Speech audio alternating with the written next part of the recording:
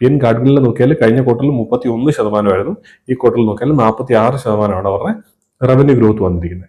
അവർക്ക് റവന്യൂ വരുന്ന 2 സ്ട്രീമാണല്ലോ, ഒന്ന് റീറ്റെയിലും ഉണ്ട്, പിന്നെ നോൺ റീറ്റെയിൽ എന്ന് പറഞ്ഞുകൊണ്ട്. റീറ്റെയിലിൽ വരുന്നത് എന്താണെന്ന് വെച്ചാൽ ഡയറക്റ്റ് ആയിട്ട് അവരുടെ കമ്പനി ഓൺഡ് സ്റ്റോഴ്സിൽ നിന്ന് വരുന്ന റീറ്റെയിൽ ആയിട്ട് ഗോൾഡ് സെല് ചെയ്യുന്ന സമയത്ത്, അല്ലെങ്കിൽ ജ്വല്ലറീസ് സെല് ചെയ്യുന്ന സമയത്ത് വരുന്ന റവന്യൂ ആണ് റീറ്റെയിലിൽ കാണിക്കുക. അതിൽ 46% ഗ്രോത്ത് ഉണ്ട്.